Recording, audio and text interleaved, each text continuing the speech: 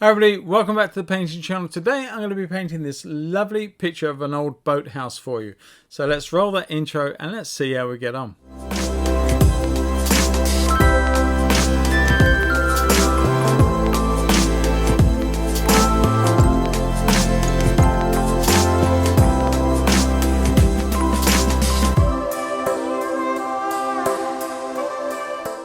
Hi everybody and welcome. A very big warm welcome back to the channel. Now, as I said just now, I'm going to be painting a picture of this lovely old boathouse. Now the boathouse itself is settled on a point, on a junction between where the river splits. One part goes down to Faversham, which is Faversham Creek, and goes down to the town of Faversham, and the other side goes down to Oare Creek. And I have painted this boathouse so many times in the past, in oil and in watercolor, and it never ever fails to deliver upon being a fantastic painting subject. Indeed, many artists all over have come and painted this motif because it really does have a lot of ingredients that conjure up and it's a really nice subject to do without going on about it. I wanted to do this one straight on. I wanted to try and make it as an easy subject for you guys to follow, especially if you're beginning. I didn't want to make it a lot of cluttered boats, lots of angles and perspective issues. So I thought straight on would be ideal. The only thing I noticed with this one though, it hasn't really got a good sky in it. So I am going to be creating my own sky for this. I'm going to harp back on the Roland Hilda style skies. I love doing those. I love trying to do those. So hopefully this will be no different and it will work out. But I'm encouraging you guys to do your own sky. Have a go at this one and do your own sky for it. Don't just rely on that one colored sky that's in the reference photo. So, and as always, that reference photo and the line art will be over on my Patreon for you to look at, download and use. Now you don't need to be a patron to do that.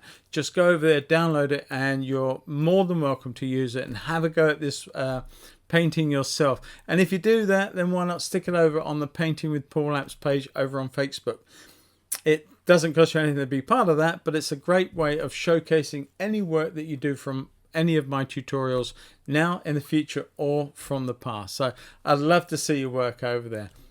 And while we're at it, why not look at the patrons? Well worth checking it out. You might involve yourself. You might want to get involved with that and learn so much more from me with tons and tons and tons of content, full length, fully narrated, and it doesn't cost a lot. Anyway, enough of that. Let's crack on and let's see how we get on with this painting. I catch each and every one of you at the other end. Have a lot of fun doing it. See you soon. Okay everybody, let's get underway with this lovely old boathouse from Oare. Now the paper I'm using today is a block of paper from a company called Arche, and they are probably one of the better companies for watercolor paper, and indeed I am sure for the blocks as well. Now what a block means is to say that all the loose leaf papers here are all gummed together on the edges all the way around the block, with the exception of one small place where you can lift the paper off of the next sheet underneath. Now what you do is you paint on it, but you must be sure to let it dry before you do this operation, because it will dry flat if you allow it to dry properly. If, however, you get too impatient, you will end up taking it off still cockled, and it will never ever become flat again in that way. So let it dry and then use only a credit card between this leaf and the next sheet, and then run it around the edge of your pad, lifting off that painting, and that sets you up ready for the next painting that you're going to be doing. Now I like the idea to tell you this really, because a lot of people get confused between these two numbers. This is grams per square meter, and that's 300 grams, but it is actually equivalent to 140 pounds paper weight. Now it's a fairly standard weight, and I love working on Arche's 300 pound or 640 GSM. It's much stiffer and it has a lot more absorbency when it comes to longer working periods of time when you're doing a watercolor. But when you're out and about in the field and you're doing plein air or whatever, or you just want to travel light, then having a block like this can really be very, very helpful. So it has 20 sheets in it, so that's more than enough to take one pad when you're going out and about on a small trip somewhere, and don't have to carry an awful lot of stuff with you. Now the size of this is a really nice size. It's 10 by 14 inches, which I find is a nice size. It's a nice medium size. It's smaller than a quarter imperial, but it's still a really nice size to use. Okay, so I didn't actually say about this bit, did I?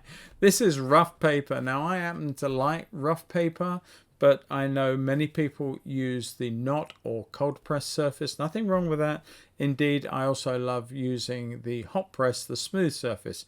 Whichever one you've got, please don't feel you've got to rush out and suddenly buy rough paper. By all means, use the one you've got to do this piece of work with. So let's open her up, and you can see that lovely rough texture. Okay, let's get this underway finally.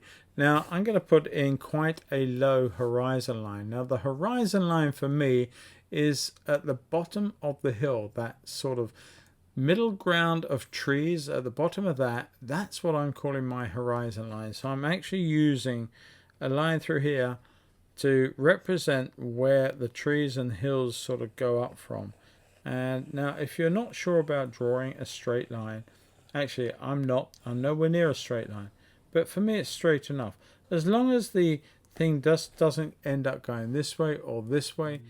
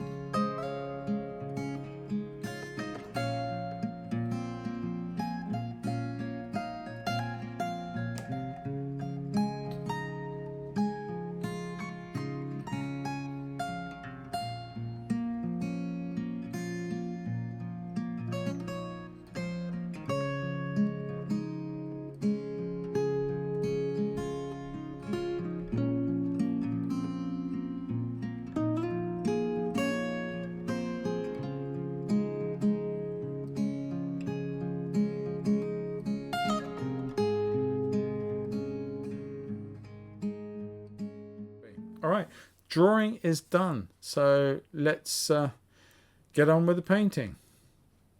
Okay, so now we're going to go on to the colour, and what we're going to look at first and foremost are all the washes that we need to put in. Now I did say right at the start that I'm going to be doing my own sky. I don't want to rely on the one that's in the reference. So, and I encourage you to have a go at doing your own sky as well. And I think it would just liven it up and give it a lot more visual interest as opposed to this dull, massive grey, warmish colour in the background. Alright, so let's crack on.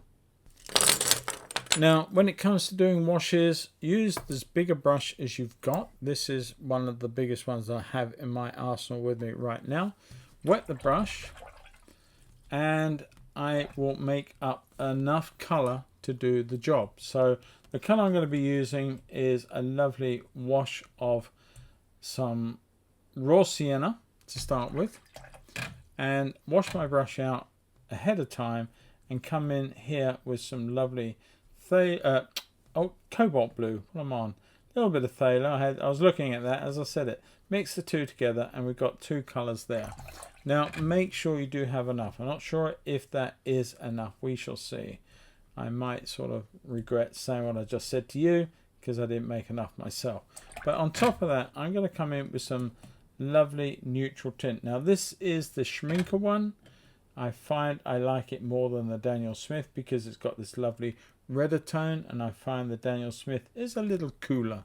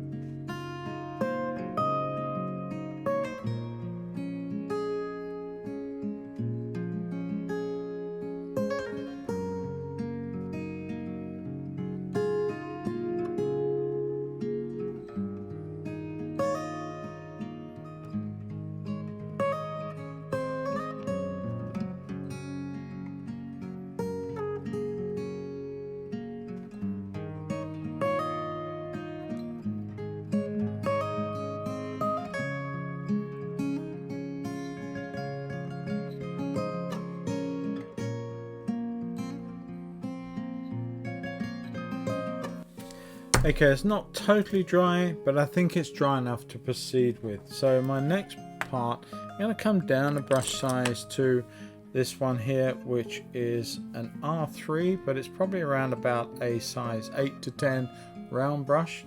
And I'm going to look at doing this hill area through here. I'm going to be using some of the blue and some of that neutral tint.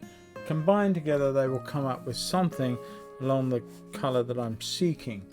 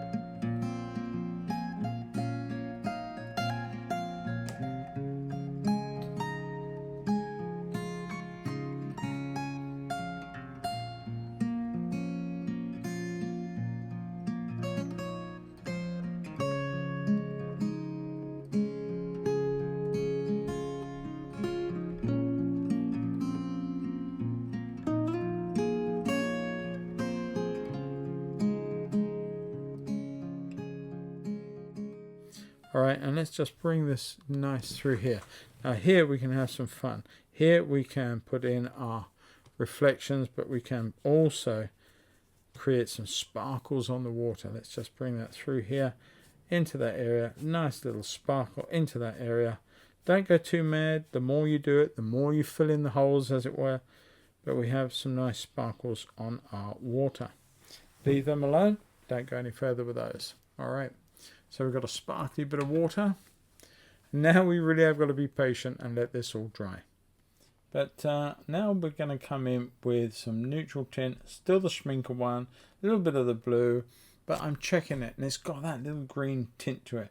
I'm going to come in with a bit of that, a little bit of that cobalt turquoise, just to shift that purpley dull colour to a dull green purpley colour in a sense.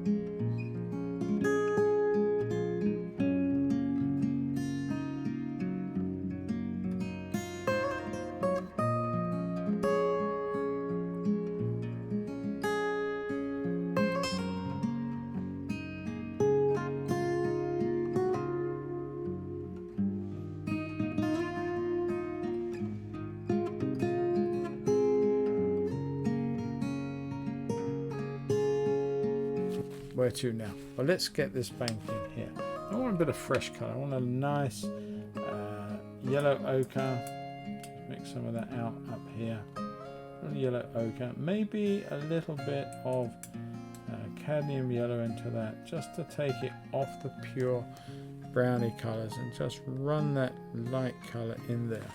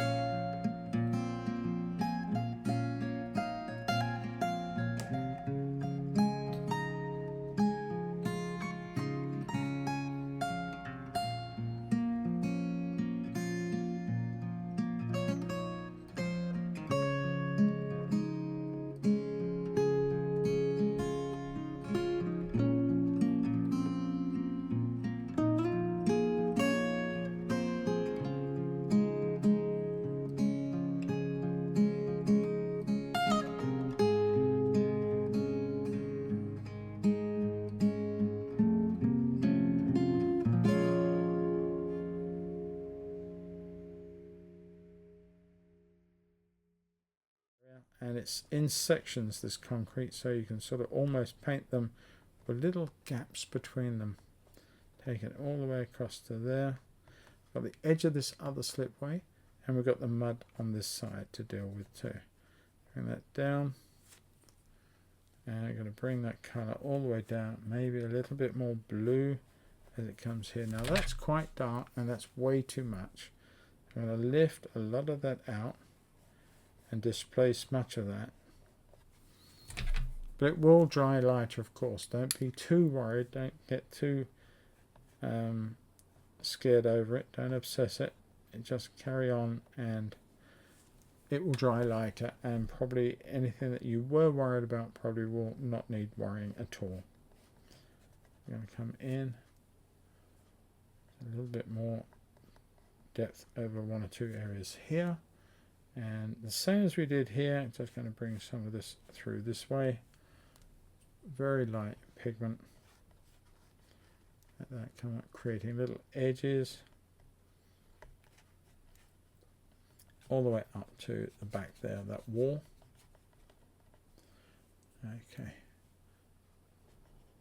I'm going to drop in a little bit more blue violet, just to one or two little areas, just to take the warm and the cool, the yin and the yang, as it were. Alright.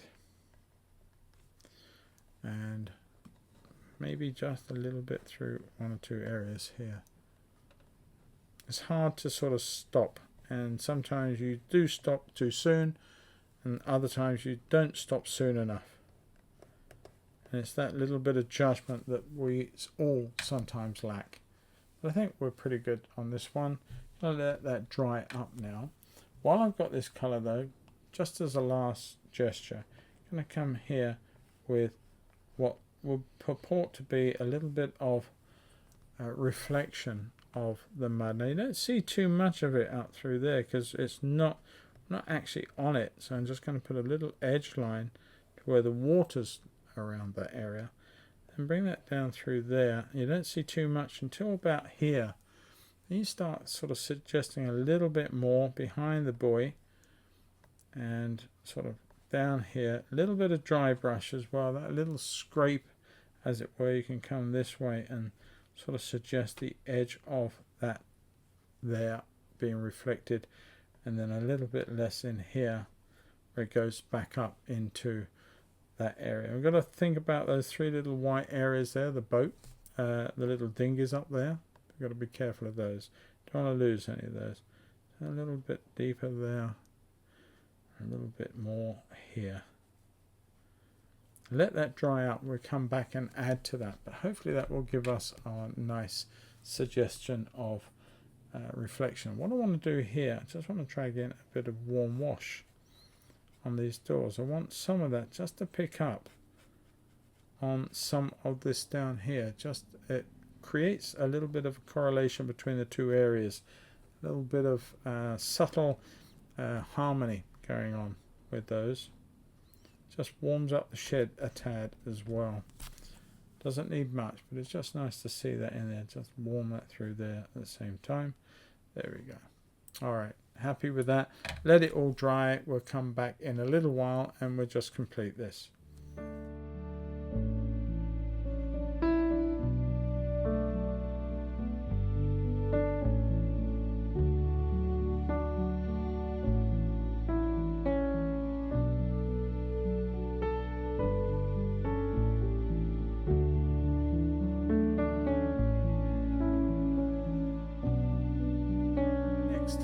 Looking around, and I think what I want to do is I want to come in with this smaller brush, a little bit more control, come in with a dark, use some of this green, a little bit of phthalo green. Watch, it's very strong, don't get too aggressive with it. A little bit of sienna, take that green to a yellow gungy green, want a better term, and just come in over areas of this dry brush, little taps, little suggestion of tide marks.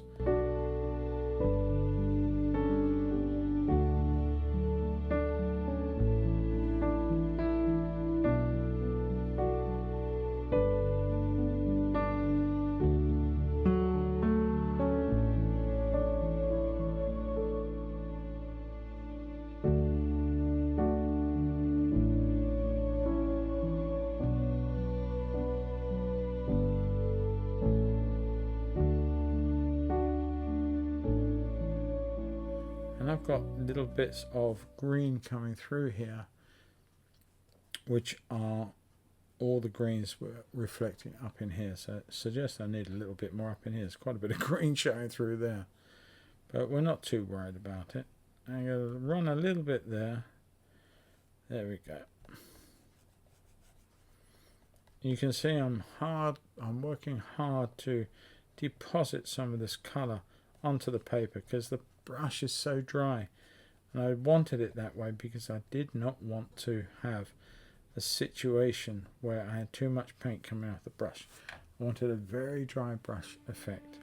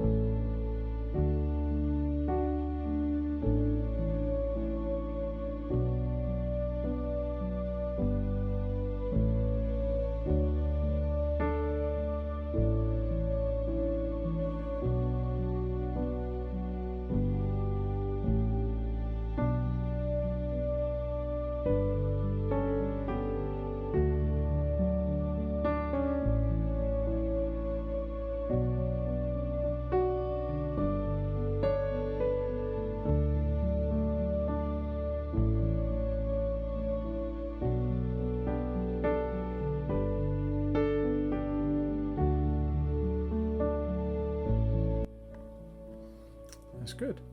All right, mix some of the greens into my dark. I'm just going to put in 1 or 2 little bits of pieces. Now you can use a rigger for this quite easily, so don't feel that you can't. I just happen to have this one in my hand and it's working fine at the moment, but just little taps of stuff, just breaking up the scene.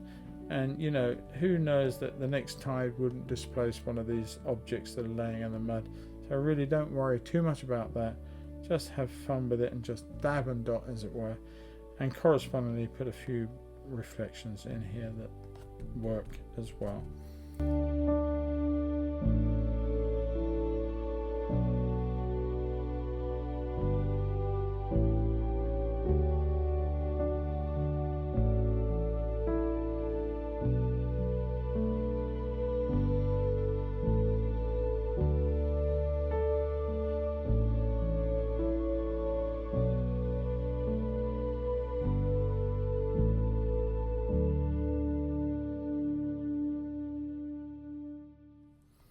You see, I'm almost just scribbling.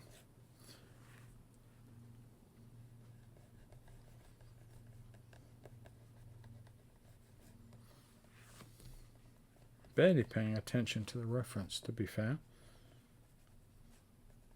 Just a scant look now and again, just to see where I'm at. Make sure I'm not going too far.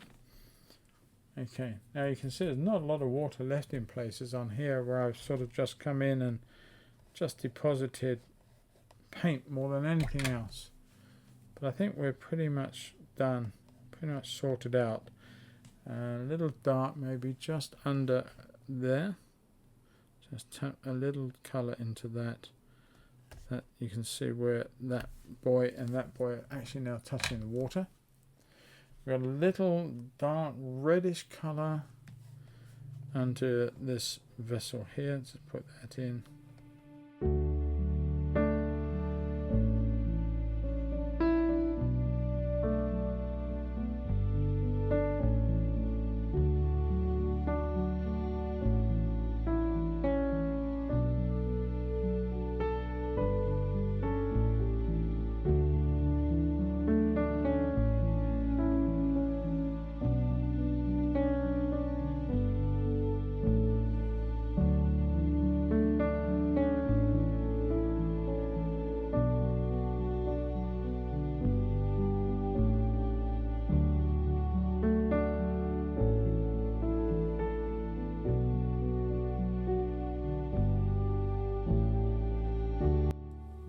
This is what I'm on about. This is a Uniball Igno Broad.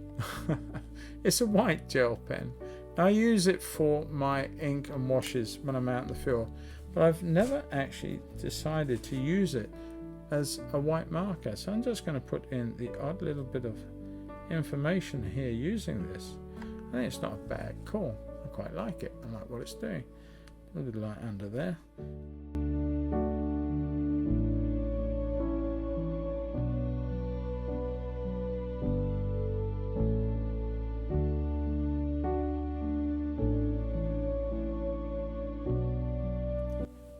Put that on with a small round brush, rigger, whatever you want to use really. Just going to put in a little touch or two on my boat. Lost a little bit of the shape there. Just want to bring that back in.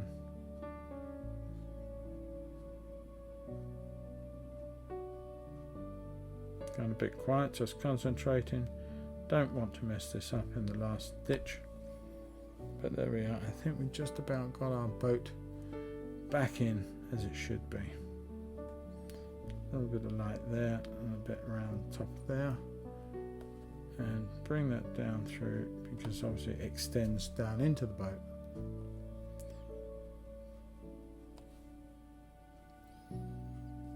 A little bit shape on the front of that one. And on the front of that one. Just to clean those shapes up a little bit. Yeah, we're done, sorted. I'm happy with that. Clean up a brush, put a bit of dark paint on it, and out of the area over here I'm just going to put my signature and call this painting completed. Okay, everybody, one boathouse at all completed. I had a whole heap of fun doing it. I do hope that you enjoyed watching it and the processes behind the painting. Now, don't forget, as I said, that the reference for this is over on my Patreon. Please, you don't need to be a patron to download it. Use it, enjoy it, and put your versions over on the Painting with Paulette's page on Facebook. Don't always get a chance to answer every post that goes up there, but when I do get a chance, I will also do that. But it's great to see what you're doing from my tutorials. That would be awesome. And while you're over on the Patreon, hey, why not check it out? There's over 170 odd videos on there, fully narrated, ready for you to enjoy, watch, and it doesn't cost any more than $3, $5, or $10 a month, and it's an opt-in out as and when. So the thing is, there's no tie-in, and you can get so much more from me as a teacher and for your own artistic endeavors moving forward. So love to welcome you as my next Patreon if you're of a mind to. And before I go on any further though, if you've enjoyed this, please consider subscribing to the channel if you're not a subscriber. I think about only half of the people that are watching my videos are actually subscribed to them. So if you do enjoy my content, please click that subscribe button, click that bell icon and the notification tab. Doesn't cost you anything to do that, but it really, really does help the channel grow and at the same time reach an awful lot more people who, like you, want to learn to paint. So that would be awesome if you do that for me.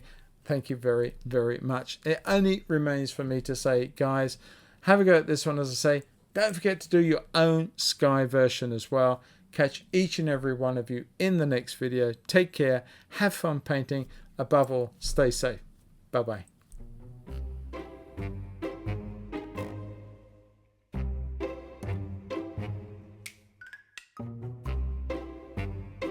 Back to the painting channel.